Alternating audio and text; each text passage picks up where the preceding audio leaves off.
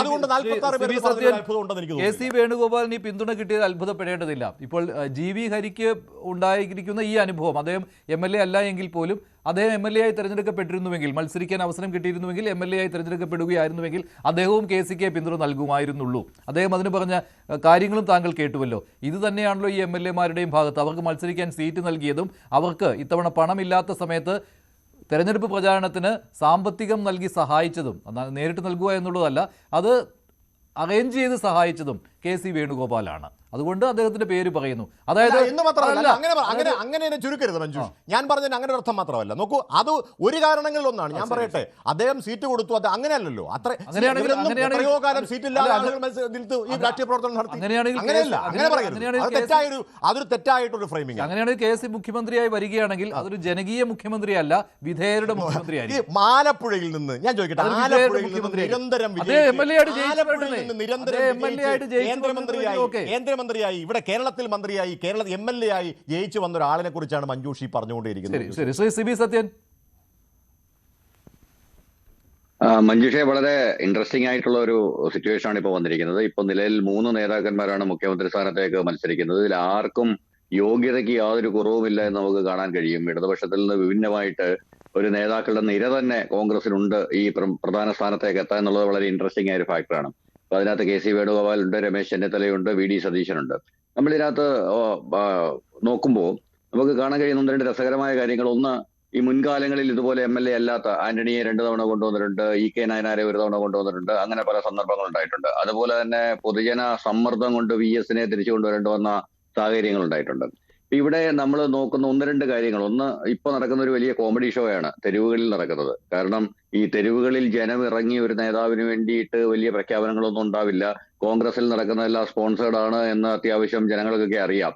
അപ്പൊ പിന്നെ എന്തായാലും ഈ സോഷ്യൽ മീഡിയ ഹൈപ്പും തമാശകളും ഒക്കെ ഇങ്ങനെ നീളുന്നത് കൊണ്ട് ഏറ്റവും വലിയൊരു ഗുണമെന്ന് പറയുന്നത് UDF അധികാരത്തിൽ വരുമ്പോൾ എന്റർടൈൻമെന്റിന് ഒരു കുറവുണ്ടാവില്ല. കാരണം എല്ലാ ദിവസവും എന്തെങ്കിലുമൊക്കെ സംഭവിച്ചുകൊണ്ടേയിരിക്കും.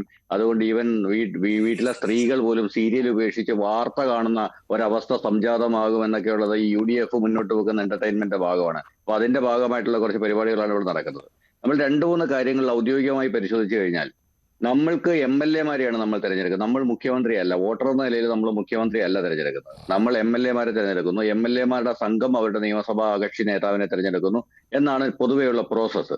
ഇവിടെ നടക്കുന്ന പ്രോസസ്സും ഏതാണ്ട് സമാനമാണ്. കോൺഗ്രസിനകത്ത് വളരെ വ്യത്യസ്തമായ ശ്രീ ഹരി ചൂണ്ടിക്കാണിച്ച പോലെ വളരെ ഗംഭീരമായൊരു പ്രോസസ്സ് ഉണ്ട്. അതിലൊന്ന് MLA മാരുടെ ഇംഗിതം അറിയുക എന്നുള്ളതാണ്. രണ്ടാമത്തെ അതിനുശേഷം ഹൈക്കമാൻഡിന്റെ താല്പര്യങ്ങൾ നോക്കുക എന്നുള്ളതാണ്. ഇത് രണ്ടും കൂടെ ചേർന്നിട്ട് യോഗ്യനായ ഒരാളിനെ ആയിരിക്കും തിരഞ്ഞെടുക്കുക. അപ്പം ഇവിടെ സംഭവിക്കുന്നത് എന്താണെന്ന് വെച്ച് കഴിഞ്ഞാൽ, ഇവിടെ കഴിഞ്ഞ തവണത്തെ പ്രതിപക്ഷ നേതാവിനെ തിരഞ്ഞെടുക്കുന്നത് നോക്കുക. കഴിഞ്ഞ തവണ ഏറ്റവും കൂടുതൽ MLA മാരുടെ വോട്ട് കിട്ടിയത് ശ്രീ രമേശ് ചെന്നിത്തലയ്ക്കാണ്. പക്ഷേ പ്രതിപക്ഷ നേതാവായത് V.D. സതീശനാണ്. കാരണം ഹൈക്കമാൻഡിന്റെ പ്രത്യേക താല്പര്യം V.D. സതീശനോടായിരുന്നു.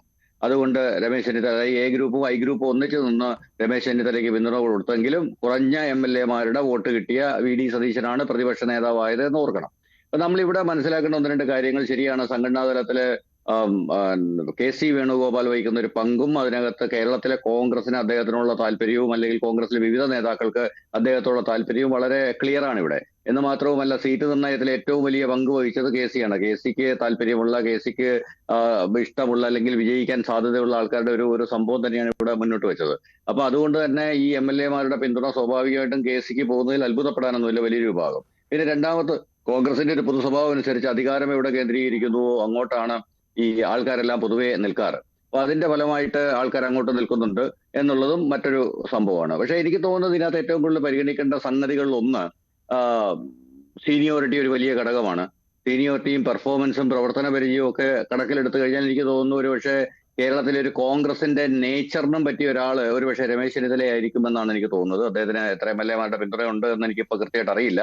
പക്ഷെ അദ്ദേഹത്തിനുള്ളൂ. പക്ഷെ അവിടെ രമേശ് വരുവാനുള്ള സാധ്യത എങ്ങനെയാണ്? ഇപ്പോൾ കെ.സി. വേണുഗോപാലിന് അനുകൂലമായിട്ടാണ് MLA മാരുടെ പിന്തുണ വന്നിരിക്കുന്നത്. ഇനി അവിടെ ഒരു പൊതുജന വികാരം കൂടി കണക്കിലെടുക്കുമല്ലോ ഹൈക്കമാൻഡ്. ഈ നടക്കുന്ന പ്രകടനങ്ങളൊക്കെ അതിൻ്റെ ഒരു ഭാഗമാണ്. അത് ആരാണ് സംഘടിപ്പിക്കുന്നതെന്ന് അറിയില്ല. ഇനി V.D. സതീശൻ നേരിട്ട് അങ്ങനെ ഒരു നിർദ്ദേശം നൽകിയിട്ടുണ്ടോ എന്ന് അറിയില്ല. അങ്ങനെ വരുവാനുള്ള സാധ്യത കുറവാണ്. അപ്പോൾ അങ്ങനെ ജനവികാരമുണ്ട് എന്ന രീതിയിൽ വരുന്നു. കെ.സി. എങ്ങാനും പ്രഖ്യാപിക്കുമെന്ന് അറിഞ്ഞാൽ ഇത് കൂടുതൽ ശക്തമാകാൻ പോകുന്നു എന്ന സ്ഥിതിവിശേഷമൊക്കെ ഉണ്ടല്ലോ. അപ്പോൾ ഇങ്ങനെ വരുമ്പോൾ രമേശിനുള്ള സാധ്യത എന്ന് പറയുന്നത് KC പിന്മാറിയാൽ അവിടെ KC എന്തായാലും VD സതീശനെ മുഖ്യമന്ത്രിയാക്കാൻ ആഗ്രഹിക്കില്ല. അപ്പോൾ അദ്ദേഹത്തിന്റെ ഒരു സേ ഉണ്ട് അവിടെ. അങ്ങനെ വരുമ്പോൾ രമേശിന് മുഖ്യമന്ത്രിയാകാം. ആ ഒരു സാധ്യതയാണോ താങ്കൾ കാണുന്നത്? അതെ, എനിക്ക് തോന്നുന്നത് അങ്ങനെയാണ്. കാരണം KC നിലവില് പാർലമെന്റ് അംഗമാണ്. 3 വർഷം കൂടെ പാർലമെന്റ് കാലാവധി അവസാനിക്കാനുണ്ട്. അപ്പം അദ്ദേഹത്തിന്റെ ഈ 3 വർഷത്തെ കാലാവധിയിൽ നിലവിൽ കോൺഗ്രസിന് 100 അംഗങ്ങളുണ്ട്. അതിൽ നിന്ന് ഒരെണ്ണം കളഞ്ഞ് 99 ആക്കി പിന്നെ റിസ്ക് എടുക്കുക എന്ന് പറയുന്നത് നിലവിൽ അത്ര നല്ലതല്ല. ഒരു പക്ഷേ ഹൈക്കമാൻഡ് അതിന് ഫേവറബിൾ ആകണം എന്നില്ല. എന്ന് മാത്രവുമല്ല, KCക്ക് ഒരുപാട് സംഘടനാ ചുമതലകൾ നിലവിലുണ്ട്. പഞ്ചാബിലെ ഇലക്ഷൻ വരുന്നു, UPയിലെ ഇലക്ഷൻ വരുന്നു. അങ്ങനെ ഒരുപാട് വളരെ നിർണായകമായ 1-2 ഇലക്ഷൻസ് വരാൻ പോകുന്നുണ്ട്. അപ്പൊ ഈ സാഹചര്യത്തിൽ ഒരു പക്ഷേ ഇതെല്ലാം കൂടെ പരിഗണിച്ച് ഒരു ഒത്തുതീർപ്പ് സ്ഥാനാർത്ഥിയായിട്ട് ചിലപ്പോൾ രമേശ് ചെന്നിത്തലയെ മുന്നോട്ട് വെക്കാനും 2.5 വർഷത്തിന്റെ ഒരു ടൈം കൊടുക്കാനുമുള്ള സാധ്യതയും നമുക്ക് തള്ളിക്കളയാൻ പറ്റില്ല. കാരണം 2.5 വർഷം കഴിഞ്ഞാൽ ശ്രീ KC വേണുഗോപാൽ പാർലമെന്റ് അംഗത്തിന്റെ രാജിവെച്ച് കഴിഞ്ഞാൽ അദ്ദേഹത്തിന് ഉപതെരഞ്ഞെടുപ്പ് അവിടെ ഉണ്ടാവില്ല. എന്ന് മാത്രമല്ല, ബാക്കിയുള്ള 2.5 വർഷം കേരളത്തിലെ മുഖ്യമന്ത്രിയായിട്ടിരിക്കുകയും ചെയ്യാം എന്ന് പറയുന്ന ഒരു സ്ഥിതിവിശേഷമുണ്ട്. ചിലപ്പോൾ അതും പരിഗണിക്കാവുന്ന ഒരു സാധ്യതയായിരിക്കുമെന്നാണ് എനിക്ക് തോന്നുന്നത്. കാരണം നിലവിൽ ഈ പറഞ്ഞതുപോലെ കോൺഗ്രസ് ഹൈക്കമാൻഡ് ഇപ്പോൾ നടക്കുന്ന ഈ പ്രകടനങ്ങളെയും പ്രശ്നങ്ങളെയും ഒക്കെ അത്ര അനുഭാവത്തോടെ വീക്ഷിക്കുമെന്ന് എനിക്ക് തോന്നുന്നില്ല. കാരണം ഇത് ഒരാൾക്ക് വേണ്ടിയിട്ടുള്ള സംഭവങ്ങളാണ്. അത് അക്രമാസക്തമായിക്കൊണ്ടിരിക്കുകയാണ്. അപ്പം ഇത് സ്പോൺസേഡ് ആണ് എന്നൊരു തോന്നൽ ചിലപ്പോൾ പാർട്ടിക്ക് ഉണ്ടായെന്ന് വരും.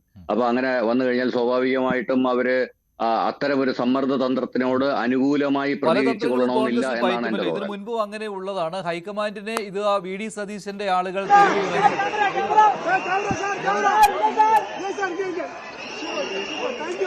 ഇപ്പോൾ തമിഴ്നാട്ടിൽ നിന്നുള്ള ദൃശ്യങ്ങളാണ് കാണുന്നത്. വിജയ് CPM ഓഫീസിലെത്തിയിരിക്കുകയാണ്. CPMന്റെ പിന്തുണ തമിഴ്നാട്ടിൽ വിജയ് നേടിയിരിക്കുകയാണ്. CPIയുടെ പിന്തുണയും വിജയ് നേടിയിരിക്കുകയാണ്. VCKയുടെ പിന്തുണയും ഉണ്ട്. അങ്ങനെ വിജയ് മുഖ്യമന്ത്രിയാകുവാനുള്ള തയ്യാറെടുപ്പുകളിലേക്ക് വരുന്നു.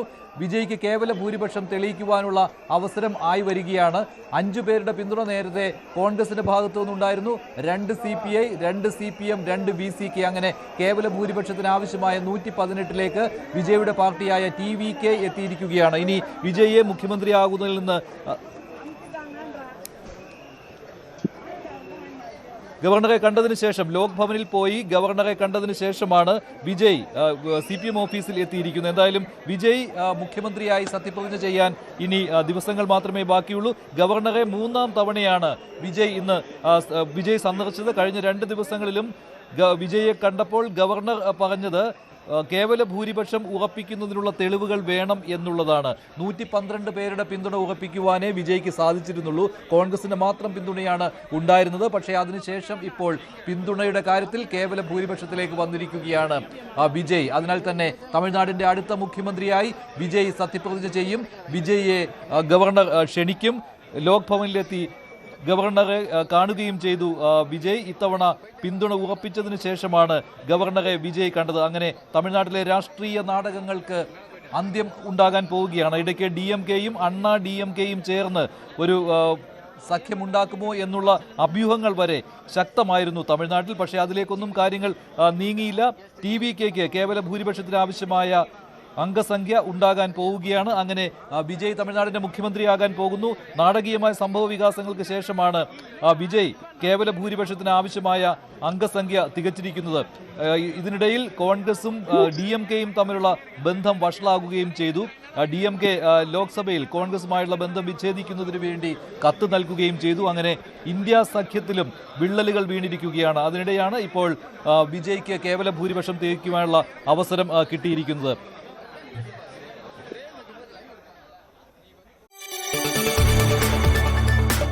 കൂടുതൽ വാർത്തകൾക്ക് News 18 Keralam YouTube channel subscribe ചെയ്യുക.